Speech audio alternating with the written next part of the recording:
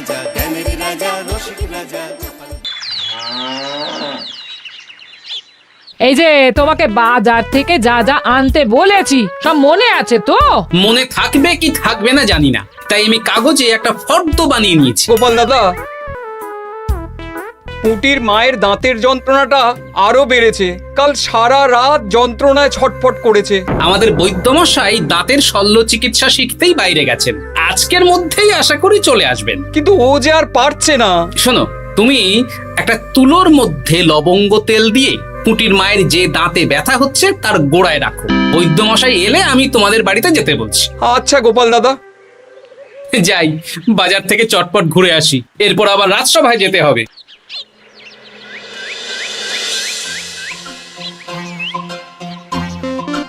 উফ, কি গরম রে বাবা, ছাতা নিয়ে বেরোলে ভালো হতো।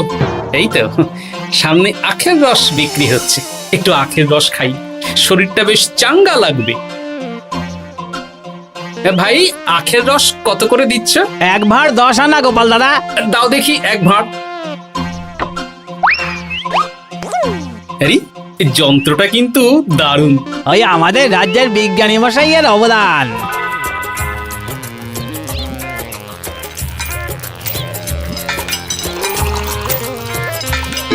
এই নাও গোপাল দাদা।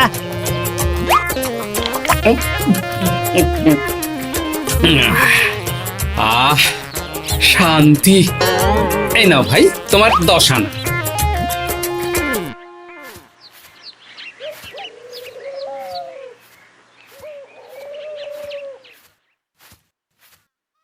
কি রাজবৈদ্য, এই ফিরছ নাকি? হ্যাঁ, এতদিন আমি দাঁতের চিকিৎসার ব্যাপারে তেমন কিছুই জানতাম না, এবার সব শিখে এসেছি। ভালোই করেছো, তুমি একেবারে প্রথম রোগীকে দেখে তারপর রাজসভায় এসো। প্রথম রোগী? পুটির মা গো, কালকে সারা রাত যন্ত্রণায় ঘুমোতে পারেনি। আরে আর বলো না, কদিন আগেই পুঁটির মাকে নিয়ে পুঁটির বাবা আমাদের বাড়িতে এসেছিল। দেখলাম ওই বাড়ির দাঁতে বিস্তর সমস্যা। সেই জন্যে দাঁতের শল্য চিকিৎসা শিখতে চলে গেলে? ঠিক তাই, আমি ব্যথা কমার পথ্য দিয়ে এসেছিলাম। দেখি এবার দাঁতটা তুলেই দিতে হবে। তাহলে তুমিও পুটিদের বাড়িতে যাও, আমি বাড়িতে থলে রেখে আসছি। আজ না হয় দুজনে একটু দেরি করেই রাজসভায় যাব। বেশ বেশ।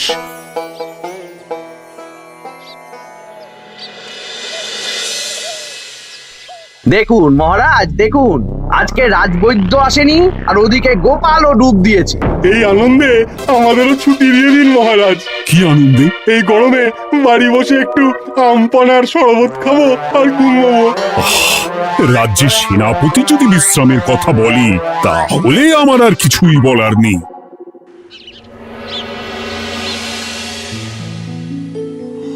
এই তো দাঁতটা পুরো পোকায় খেয়ে নিয়েছিল। এখন দুদিন কোনো কথা বলা যাবে না, শুধু জল বা তরল জাতীয় খাবার খাবে।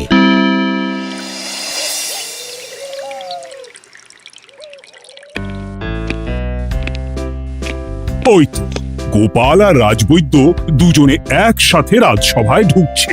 রাজবৈদ্য মশাই ওনার জীবনের প্রথম শল্য চিকিৎসা করছিলেন, তাই আমিও দেখছিলাম। তা কি রাজবৈদ্য, সফল হয়েছো? হ্যাঁ মহারাজ, পুঁটির মায়ের একটা মাড়ির দাঁত পোকায় খেয়ে নিয়েছিল, সেটাই তুলে দিলাম। ভালোই হলো, আমাদের রাজ্যে কোনো দাঁত তোলার বৈদ্য বা চিকিৎসক ছিল না। এখন তুমি সাধারণ রোগ ব্যাধি নিরাময়ের সাথে সাথে দাঁতের চিকিৎসাও করবে। কিন্তু মহারাজ, একটা যে সমস্যা আছে। আবার কি সমস্যা? আমি যে দাঁতের শল্য চিকিৎসা করি এটা তো আর রাজ্যবাসী জানে না, তাই কতজন আর আমার কাছে আসবে সে নিয়ে আমার সন্দেহ আছে। মানে তুমি চাইছো যাতে তোমার কাছে বেশ কিছু রোগী তাড়াতাড়ি আসুক, যাতে তুমি অনুশীলনও করতে পারো, তাই তো? একদম ঠিক ধরেছেন মহারাজ, কাজ না করলে হাত পাকাবো কি করে? তাহলে ঢেড়া পিটিয়ে বলে দিলেই তো হয়। এতে তেমন ভালো কাজ হবে বলে মনে হয় না। তা তুমি কি বলতে চাইছো গোপাল? প্রচার হবে, কিন্তু একটু অন্যভাবে। কিভাবে? আজ বিকেলে আমি রাজবৈদ্যর হয়ে প্রচার করব, শুনে নেবেন। বেশ। শুনুন শুনুন, আমাদের কৃষ্ণনগরের রাজবৈদ্য এখন দাঁতের শল্য চিকিৎসাও করছেন। যারা যারা আমাদের রাজবৈদ্যের কাছে দাঁত তোলাবেন, তাদের দাঁত তোলার পরে 2 দিন কোনো শত্রু থাকবে না। চিকিৎসার সময় সকাল 7টা থেকে সকাল 10টা পর্যন্ত।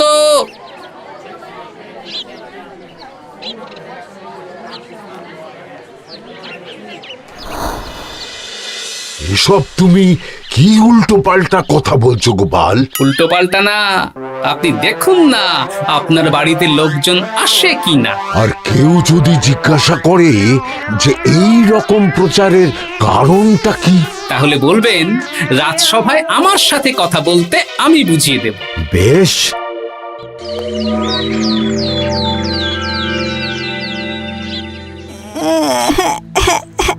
তোকে বারবার বলি এত মিষ্টি গুড় কাঠি খাস না। কি করব বাবা, কি ব্যথা।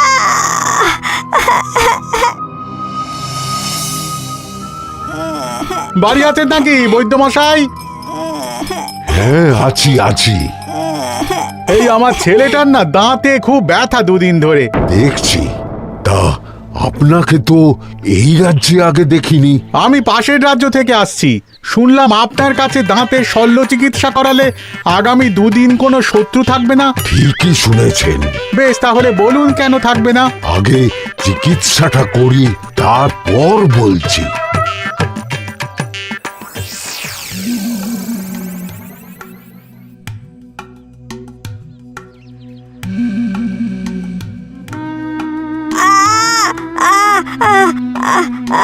আর চিন্তা নেই, এখন 2 দিন কোনো কথা বলা যাবে না। এবার তো বলুন আমার ছেলের আগামী 2 দিন কোনো শত্রু থাকবে না কেন? আজকে রাজসভায় চলে আসুন, ওখানে গোপাল এই প্রশ্নের উত্তরটা দিয়ে দেবেন। তা বৈদ্য, তোমার কাছে আজকে কেউ এসেছে? সকাল সকাল দাঁত তুলে এলাম মহারাজ। বাবা, একদিনের প্রচারই এই ব্যাপার? মহারাজ, মহারাজ, বাইরে কয়েকজন অপেক্ষা করছে, তারা গোপাল দাদার থেকে কিছু জানতে চায়। তাদের ভিতরে আসতে বলো।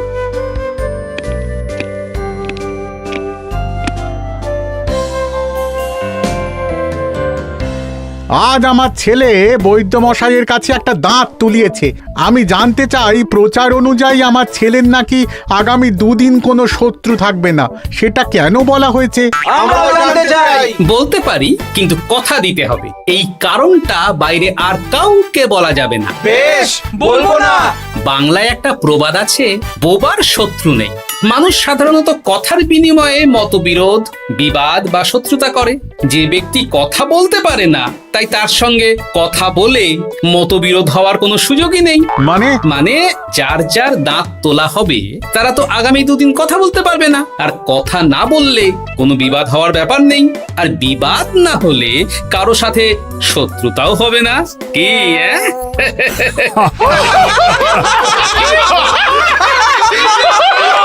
এই জন্যই তুমি হাসির রাজা গোপাল ভাঁড়। কে তোমার কথা শুনতে যাবে? একদিন না হয় প্রচারের চমকে এলো, এরপর কিভাবে আসবে শুনি? এরপর রাজবৈদ্যের সুনামেই লোকজন ছুটে ছুটে আসবে। বাহ বাহ বাহ, তোমার কত জ্ঞান! মহারাজ, এই কথা শুনে আমার মাথাতেও একটা বুদ্ধি এলো। অল্প পুঁজিতে শুধু প্রচারের জোরে এত রোজগার করব না, গোপাল হাঁ করে দেখবে। নিশ্চয়ই কোনো লোক ঠকানোর কথা ভাবছেন। মোটেই না। আচ্ছা, আগামী 3 দিন ব্যাপী মেলা হবে, সেখানেই তোমরা দুজনে তাহলে ব্যবসা করো। বেশ, করব। যে সবচেয়ে বেশি রোজগার করবে তাকে আমি 50 মোহর পুরস্কার দেব। রাজি। মেলার শেষে আমার প্রশংসায় পঞ্চমুখ হবেন সবাই, দেখে নেবেন।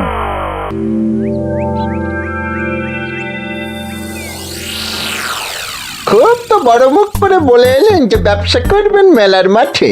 তা আপনি কি ব্যবসা করবেন শুনি? ভাগ্য পরীক্ষার দোকান দেব। মানে আমি বিভিন্ন মেলায় দেখেছি যে একটা দোকানে নিচের দিকে হেলানো অবস্থায় একটা পাতলা কাঠের পাটাতন থাকে। সেই পাটাতনের উপরে 1 থেকে 6 অবধি সংখ্যা লেখা থাকে, তাই তো? হ্যাঁ, যারা মেলায় ভাগ্য পরীক্ষা করতে আসবে তাদের ফাঁপা লোহার 6টা বল দেয়া হবে। যদি ওই 6টা বলই নম্বর লেখা খোপের মধ্যে ঢোকাতে পারে তাহলে প্রথম পুরস্কার পাবে। আমিও ওটারই দোকান দেব, কিন্তু শুধুমাত্র একটাই পুরস্কার থাকবে। 6টা বল 6 নম্বর খোপের মধ্যে ফেলে কেউ যদি 36 করতে পারে তাহলে সে পাবে 100 মোহর উপহার। আরে খেলার জন্য কত মোহর লাগবে? 1 মোহর। আপনি কিন্তু জেনে বুঝে বিপদ ডেকে আনছেন।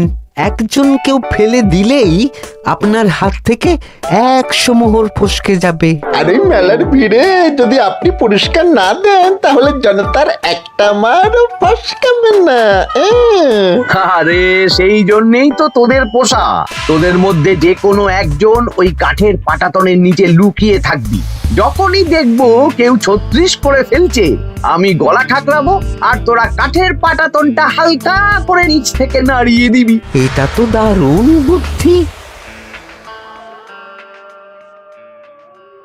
কি বলছো গোপাল, তুমি আখের রসের দোকান দেবে? হ্যাঁ, এই গরমে আখের রসের বেশ চাহিদা। তোমার বানানো ওই যন্ত্রের চাকা ঘোরাবো আর আমার ভাগ্যের চাকা ঘুরবে। সে ঠিক আছে, আমার কয়েকটা যন্ত্র বানানোই আছে। তুমি না হয় মেলায় ব্যবহার করো 3 দিন। ব্যাস, আর চিন্তা নেই। এবার শুধু জমিয়ে আখের রস বিক্রি করব, সাথে বিভিন্ন মশলা, বরফ আর পাতিলেবুর রস দেব।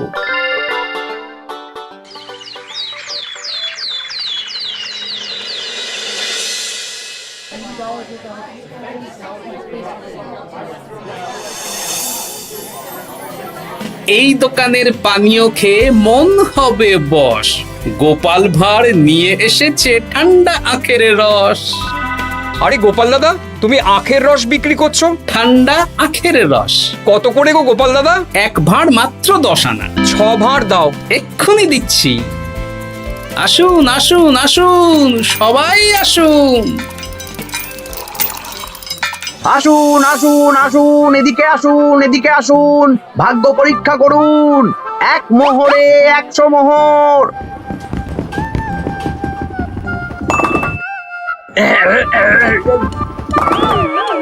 ভাগ্য পরীক্ষা করুন। মন্ত্রী মশাই বলেন কি 1 মোহরে 100? তুমিও ভাগ্য পরীক্ষা করাবে নাকি? একবার বাজিয়ে দেখতে দোষ কি? দাও, আখের রস খেয়ে বরং চলে যাই। এই তো হয়ে এসেছে। এই নাও, ধরো।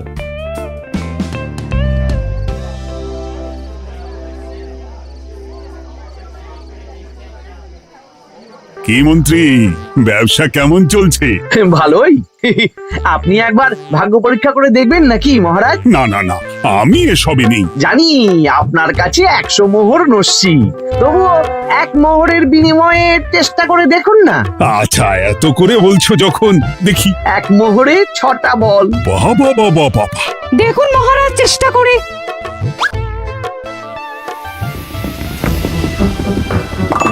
এই তো একটা 6 পড়েছে। আবার চেষ্টা করুন। জয় মা জয় মা। আবার 6। সাবাস। দেখুন হয়ে যেতে পারে, আর তো মাত্র 4টে বাকি। দেখি তৃতীয়টা। আরে পাস, আবার 6। নিন, খেলুন। এই যা, হলো না। আরেকবার প্রথম থেকে চেষ্টা করবেন নাকি মহারাজ?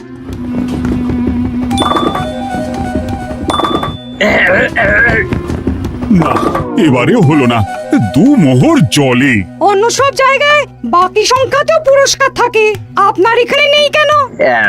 আমার এখানে ধামাকা পুরস্কার, তাই বাকি আর কিছু রাখিনি। 36 করতে পারলেই 100 মোহর। এই নাও মন্ত্রী, 2 মোহর।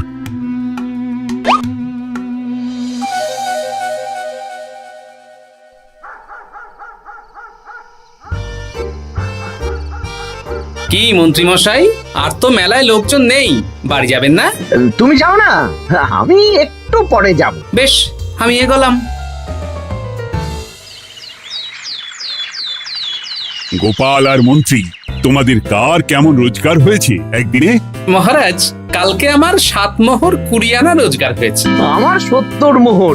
কিন্তু খরচ কিছুই হয়নি, কারণ কেউ 36 করতে পারেনি মহারাজ। বাহ বাহ বাহ, আমি তো বলেছিলাম আমি যখন ব্যবসা করব গোপাল আমার ধারে কাছে দাঁড়াতে পারবে না। বেশ, এখনো তো আজ আর কাল দুদিন মেলার বাকি আছে।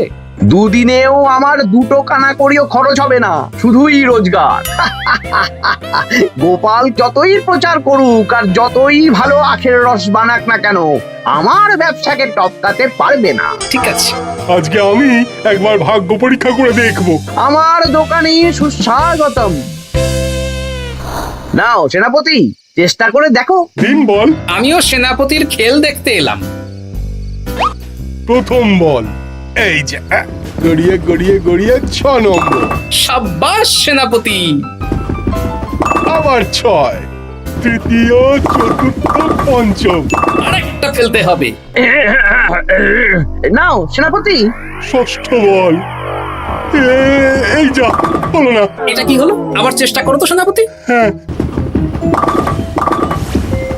3টে হয়ে গেছে, এবার 4 নম্বর। এই যা, 4 নম্বরে চলে গেল। ধুর চাই। ব্যাপারটা কি?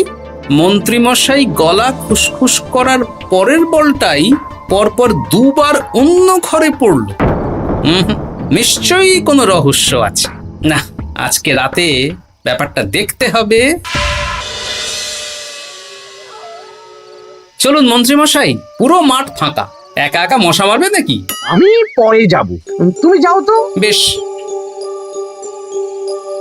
ব্যাপারটা কি? আমাকে তো নজর রাখতে হচ্ছে। না, একটা গাছের পিছনে লুকিয়ে পড়ি, মন্ত্রী মশাই গেলে ওনার পিছু নেব।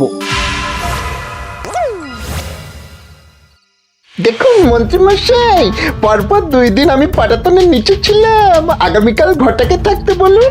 বেশ, তাই হবে। আর অত জোরে গলা খাঁকড়াবেন না, কেউ যদি সন্দেহ করে ব্যাপারটা বুঝে যায় মুশকিল হয়ে যাবে। আরে কেউ বুঝবে না, অনেক রাত হলো, চল চল চল চল চল। আচ্ছা, এই ব্যাপার। তাই ভাবি 2 দিন ধরে একটাও কেউ পারলো না কেন। কাল আমিও মজা দেখাবো।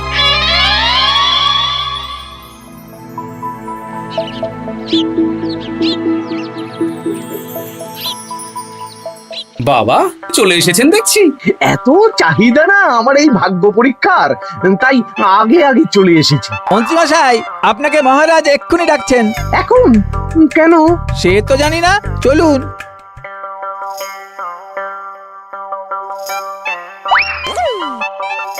এই বেটা ঘটা, এবার বেরো।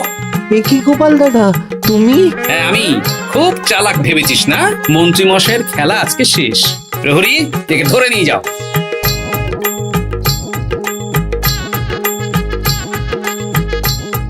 বিজ্ঞানী, তুমি তোমার চুম্বক নিয়ে এসেছো তো? হ্যাঁ, এবার 6 নম্বরের নিচে একটা টান টান করে সমান রেখা টানতে হবে, আগা থেকে গোড়া অবধি। তুমি তো সব সকালে বুঝিয়েই দিয়েছো, দাঁড়াও দাগটা টেনে নি। একদম 6 নম্বর খোপ অবধি যাচ্ছে, সেই অনুযায়ী টান টান করে দাগ টানো। টানছি, তুমি বাইরে নজর রাখো। নজর রাখছি। কাজ হয়ে গেছে, তুমি একবার অনুশীলন করে দেখে নাও। হ্যাঁ দেখছি। শুরু করো। শুরু করছি। একদম পাক্কা আছে। দূর, কেউ ডাকেনি, অকারণে সময় নষ্ট করলো। কতগুলো খদ্দের ফিরে গেছে কে জানে। কি হলো মন্ত্রী মশাই, এত রাগ কিসের? রাগ হবে না, ওরই বেটা আমার সাথে মজা করছিল। বেশ, অনেকজন খদ্দের ফিরে গেল, আমার কত ক্ষতি হয়ে গেল। আমি খেলে আপনার ক্ষতিপূরণ দিতে পারি। কি তুমি খেলবে? হ্যাঁ, ভাগ্য পরীক্ষা করতে দোষ কোথায়? ওই তো বেশ কয়েকজন সভাসদেরা আসছেন, সবার সামনেই খেলবো। তাহলে শুরু করি। হ্যাঁ, শুরু করো। এই বল যা, 6 নম্বরে যা। আরে বাস, গোপালের ফেলাপল তো গড়ালো না, সোজা 6 নম্বরে চলে গেল। এই দেখুন, আবার যাবে। বলকে আমি বলবো, বল কথা শুনবে। এই বল যা তো, 6 নম্বরে যা। আবার 6, আবার 6, আবার 6। কি এটা কি হচ্ছে? যা বল, এটাও 6 নম্বরে যা। আবার 6, 100 মোহর। হ্যাঁ এটা কি করে হলো? দিন মন্ত্রী মশাই, 100 মোহর দিন। ইয়ে না মানে মন্ত্রী দাও বলছি। আমি আবার খেলবো। 6 আবার 6। আবার 100 মোহর। আর নেই।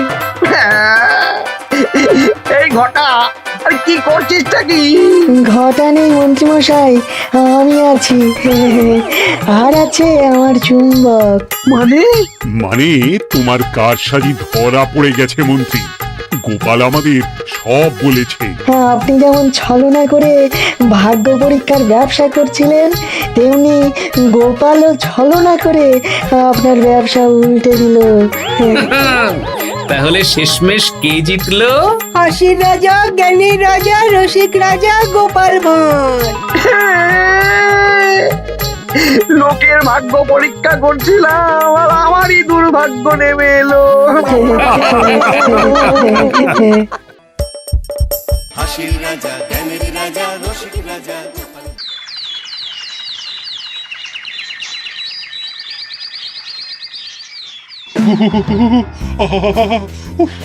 এখনো জ্বলছে। তোমাকে এসে থেকেই দেখছি ঘটিতে হয়েছেটা কি। আর বলবেন না মহারাজ, আমার গিন্নি চলে যাওয়ার পর থেকে তো হাত পুড়িয়ে খাই। আজকে সত্যি সত্যি রান্না করতে গিয়ে হাত পুড়ে গেছে, তাই তো? হ্যাঁ মহারাজ, আপনি একদম ঠিক ধরেছেন। বেশ, বুঝলাম, কিন্তু এখনো গোপাল এলো না। মহারাজ, আপনার জন্য একটা পত্র এসেছে। কই কই দেখি।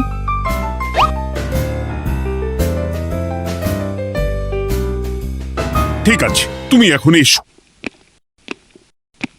কিসের পত্র মহারাজ? দাঁড়াও, আগে গোপাল আসুক, তারপর বলছি। এই তো চলে এসেছি মহারাজ। দেখুন আজকেও দেরি। আপনি কিছু গোপালকে বলেন না বলে লাই পেয়ে পেয়ে গোপাল আপনার মাথার উপরে উঠে গেছে। আমার নাম কি চুল নাকি যে মাথার উপরে উঠবো? আপনিও পারেন বটে। আমার নিজেরটাকেই চুল নেই। বাদ দাও, শোনো, আমি একটা নিমন্ত্রণ পত্র পেয়েছি। পাহাড়পুর রাজ্যের জমিদার বল্লভ নারায়ণ আমাকে নিমন্ত্রণ করেছেন। এ তো বেশ সুসংবাদ মহারাজ।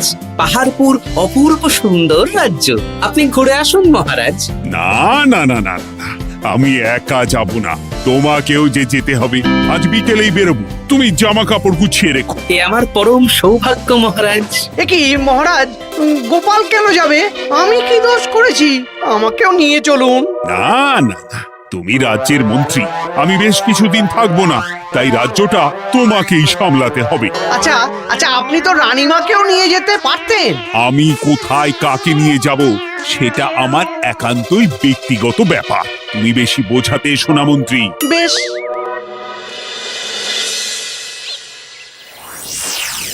গোপাল গোপাল আর গোপাল, এই গোপালের জন্যে আমাদের কপালটাই মন্দ থেকে গেল। মন্দ না, বলুন বন্ধ থেকে গেল। সব সুযোগ ওই গোপাল পাবে, আর আমাদের বেলা ছাই। আজকেও গোপাল রাজসভায় দেরি করে এলো, তবু বেটাকে মহারাজ কিছু বললেন না। বলবে কি? উল্টে মহারাজই তো গোপালকে ঘুরতে নিয়ে যাচ্ছেন। পাহাড়পুরে গিয়ে ভালো মন্দ আহার করবে গোপাল, আর আমি রাজ্য পাহারা দেব। হ্যাঁ, ঘেন্না ধরে গেল এই জীবনে। গোপাল যতদিন আছে ততদিন কিন্তু আমরা ওই ফুলে ফেপে উঠতে পারবো না। গোপালের যেন 7 খুন মাপ। আমরা তো বানের জলে ভেসে এসেছি। আপনি তো গোপালকে তাড়ানোর অনেক চেষ্টা করেছেন, কিন্তু কিছুতেই কিছু হয়নি। হবে কি করে? গোপালের একে ওই ক্ষুরোধার বুদ্ধি, তারপর মহারাজের উপর অগাধ বিশ্বাস, দুটো মিলেমিশে এক হয়ে গেছে। মাঝে মাঝে তো মনে হয় বেটাকে মেরেই ফেলি। আমার দু চক্ষের বিষ।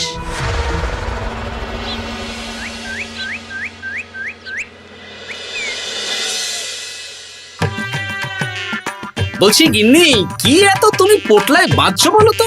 এত দূরের রাস্তা, তাই শুকনো খাবার ভালো করে বেঁধে দিচ্ছি। হ্যাঁ, তা কি কি দিয়েছো শুনি? ভিজে চিড়ে দিয়েছি, মুড়ি, নারকোল কুচো, চিনি দিয়েছি। হ্যাঁ, ব্যাস, আর কিচ্ছু দিতে হবে না। আমার সাথে তো মহারাজও যাচ্ছেন। আমি একটু বেশি করেই দিয়েছি গো। দূর, সে কথা বলিনি। মহারাজ যাচ্ছেন তো, তাই মহারাজও নিশ্চয়ই রাজবাড়ি থেকে ভালো মন্দ খাবার নিয়ে আসবেন। যে যার নিজের তালে থাকে। কি আর করবো গিন্নি, উদরকে আদর করে যা সুখ, তার অন্য কিছুতে নেই। বেশ বেশ, সাবধানে যেও। হ্যাঁ, তুমিও সাবধানে থেকো কিন্তু। আর নাতনি নাতনিগুলো এলে তাদের জানিয়ে দিও যে দাদু বেশ কিছুদিন থাকবে না। ঠিক আছে গো, ঠিক আছে। সাবধানে যাবেন মহারাজ।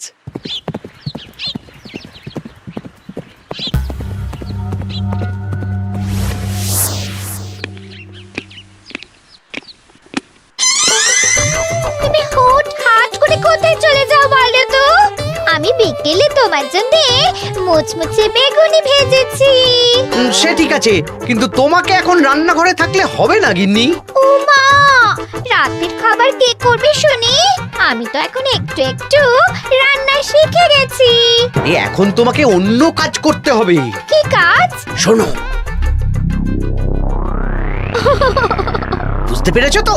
একদম জলের মতো পরিষ্কার বুঝে গেছি। তাহলে আর দেরি না করে যাও।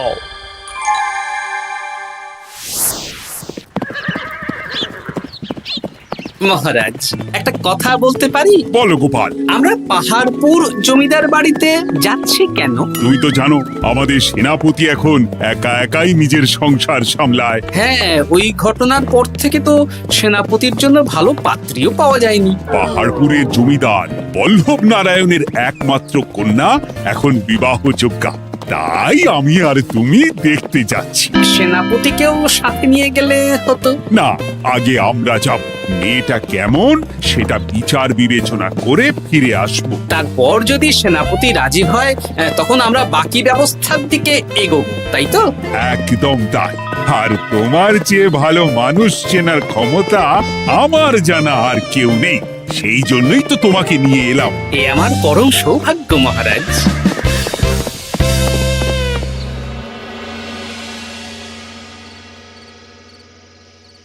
প্রণাম রানীমা।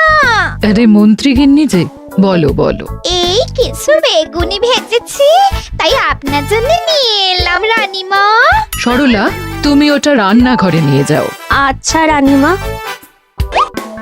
ওমা, এই গয়নাটা পরে কি সুন্দর লাগছে আপনাকে। নতুন নিলেন? না না, বছরখানেক আগে বিবাহ বার্ষিকীতে মহারাজ গড়িয়ে দিয়েছিলেন।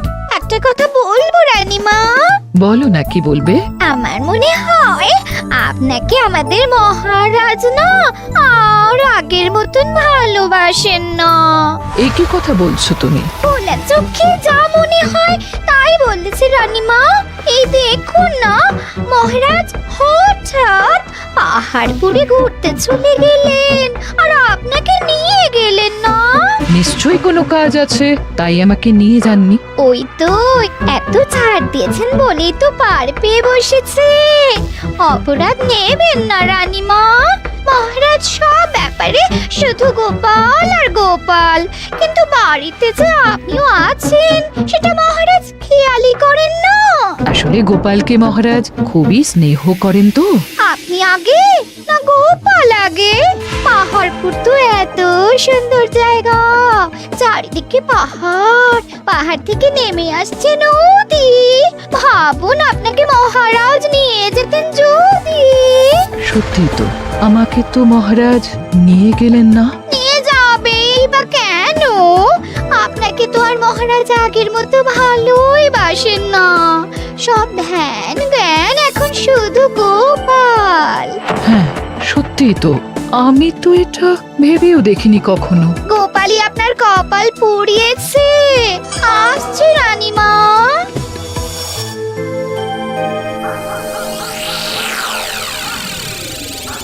কি গো গিন্নি, আমি যেমন যেমন বলেছি তুমি তেমন তেমন রানীমাকে বুঝিয়েছো তো? হ্যাঁ হ্যাঁ, আমি একেবারে একেবারে এমন ভাবে কানে পুষ্পন্ত ঢেলেছি, রানীমার কান মাথা সব সব ভরে গেছে। এবার শুধু মাঝে মাঝে ইন্ধন জুগিয়ে যেতে হবে, বুঝলে? তারপরে তোমার পথের কাঁটা ফাঁকা হয়ে যাবে। আর একবার গোপাল সরে গেলেই আর কোনো চিন্তা নেই। 2 হাত ভরে রোজগার করবে গো।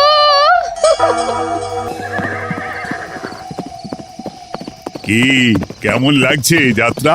বেশ ভালোই মহারাজ।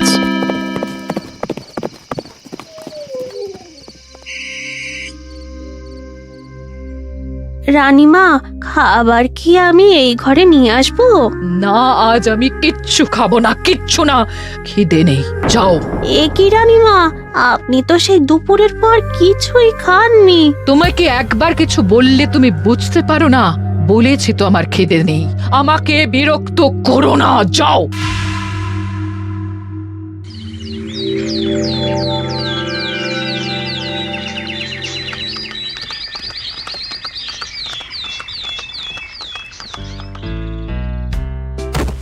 আসুন মহারাজ কৃষ্ণচন্দ্র, আসুন আসুন আসুন।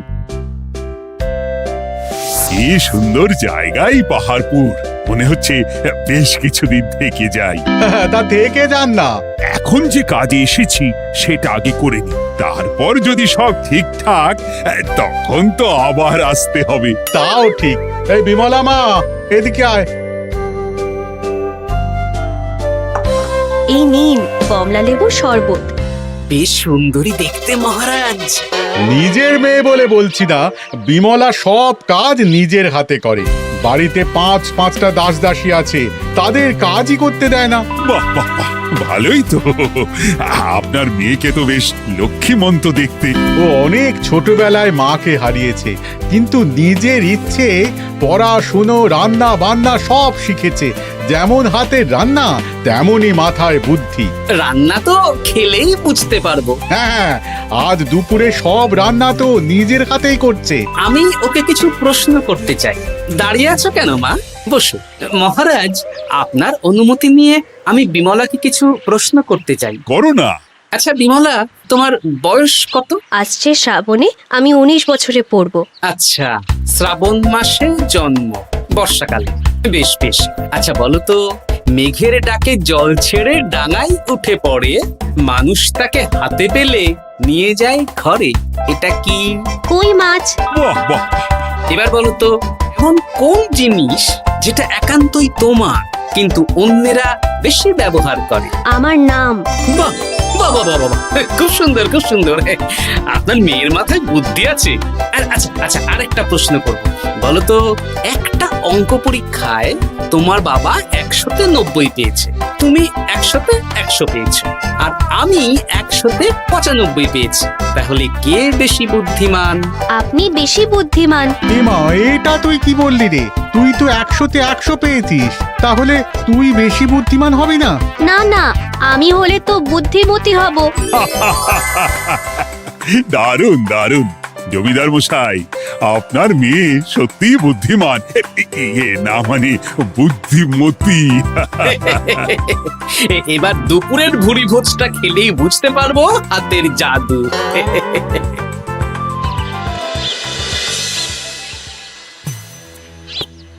রানীমা, বেলা হয়ে গেছে, এভাবে না খেয়ে থাকবেন না, আপনার শরীর খারাপ করবে। তোমাদের মহারাজ আসুক, তারপরে খাবো। যতদূর জানি মহারাজ আগামীকাল সকালে ফিরবেন। বেশ, আমাকে একটু শরবত করে এনে দাও, আর কিছু খাবো না। আচ্ছা রানীমা। বুঝলি, আজ পুকুর ঘাটে গিয়ে যা শুনলাম না। কি শুনলে? রানীমা গতকাল বিকেল থেকে কিচ্ছু খাচ্ছেন না, মহারাজের ওপর রাগ করে। এখন রানীমার রাগ, এরপর ভাগ গোপাল ভাগ।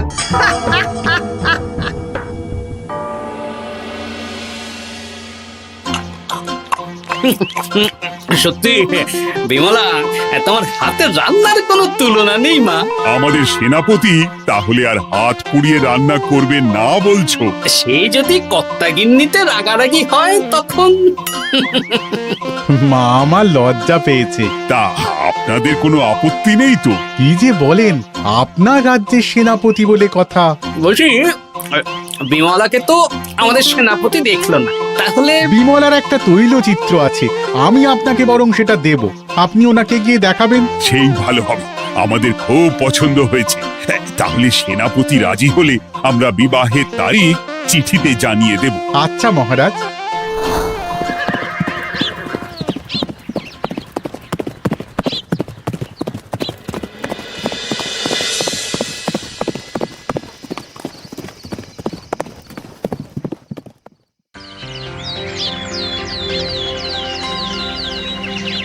মহারাজ, আমি তাহলে আসি। যাওয়ার পথে আমি সেনাপতির সাথে কথা বলে নেব। হ্যাঁ হ্যাঁ গোপাল, এসো। বেশ ভালোই কাটলো পাহাড়পুরে। হ্যাঁ মহারাজ, অনেক ধকল গেছে, যান গিয়ে বিশ্রাম নিন।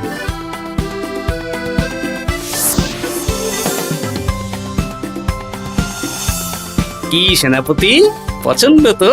হ্যাঁ, খুব পছন্দ হয়েছে গোপাল। তোমার চোখ তো দেখছি একেবারে জহুরির চোখ।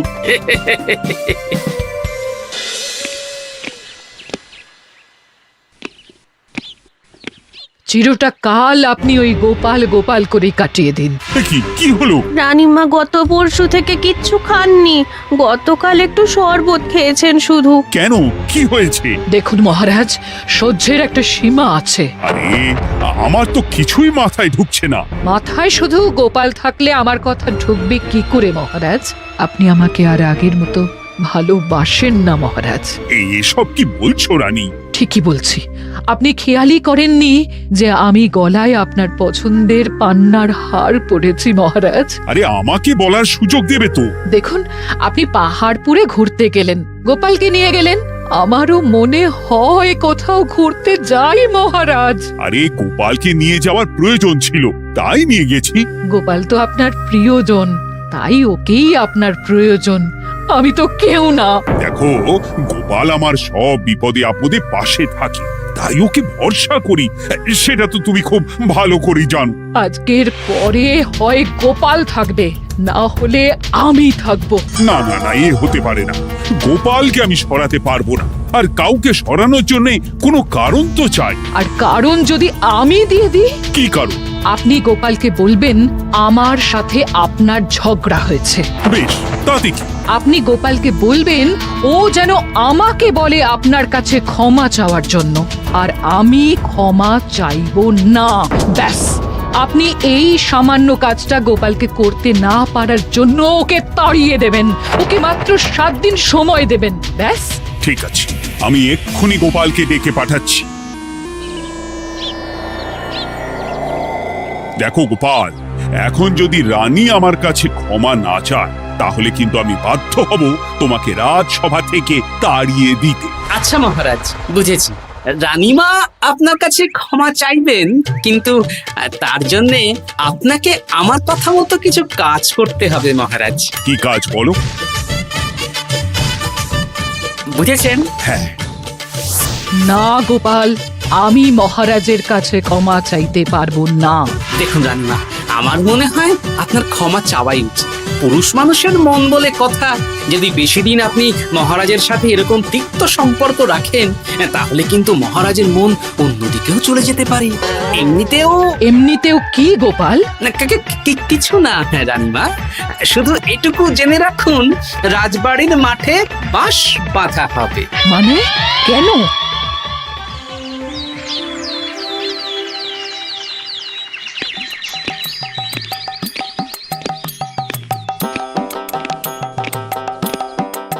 আসতে পারি মহারাজ?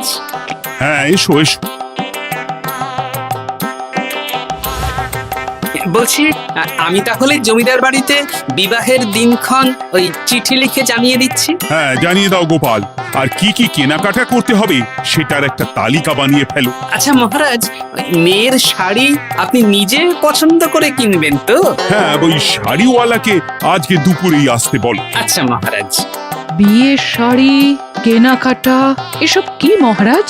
সেসব বলা যাবে না রানী, সময় হলে জানতেই পারবে। তবে বিমলাকে অপরূপ সুন্দরী দেখতে, এটুকু বলতে পারি। দেখুন তো মহারাজ, ওই টোপরটা ঠিক আছে কিনা? একদম ঠিক আছে, খুব সুন্দর। শাড়িওয়ালা এক্ষুনি আসছে। আসছি মহারাজ। এসো এসো। তার জন্য শাড়ি লাগবে মহারাজ? রানীমার জন্য? না না, বিমলার জন্যে। বিমলাকে? এক অপরূপা তরুণী, বুদ্ধিমতীও আছে, ধীর স্থির, ঝগড়া করে না। বেশ অনেক হয়েছে মহারাজ, দোহাই আপনার, আপনি দ্বিতীয় বিয়ে করবেন না। আমি ক্ষমা চাইছি। কি বলছো রানী? আমি বুঝতে পেরেছি, আমি আপনাকে গোপালের নামে দু চার কথা শুনিয়েছি বলে আপনি বিয়ে করতে চলেছেন। আমি আর রাগারাগি করব না, আমাকে ক্ষমা করুন। ব্যাস, রানীমা ক্ষমা চেয়ে নিয়েছেন, মানে আমার চাকরিটা থাকছে। হ্যাঁ গোপাল, হ্যাঁ, দোহাই তোমার, মহারাজকে বিপথে চালিত করো না। আরে ধুর, আমি বিয়ে করছি নাকি? বিয়ে তো হবে সেনাপতির।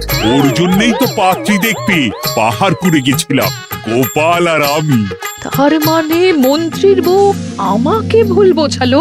আবার মন্ত্রীর কোনো ষড়যন্ত্র হবে, ওকে না নিয়ে গিয়ে গোপালকে নিয়ে গেলাম বলে। সেনাপতির বিয়ের আগেই আপনি মন্ত্রী মশাইকে ধোলাইটা দিয়ে দিন। ঠিক বলেছ রানী, তুমি বরং শাড়ি পছন্দ করো, আর আমি চললাম মন্ত্রীকে ধোলাই দিতে।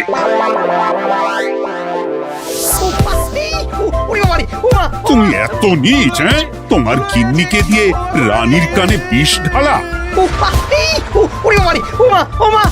ভুল হয়ে গেছে, ভুল হয়ে গেছে, ক্ষমা করে দিন। এখন মন্ত্রী মশাই ভ্যাঁ করছেন, কদিন পরে সেনাপতির বিয়েতে প্যাঁ হবে ছাদনা তলায়।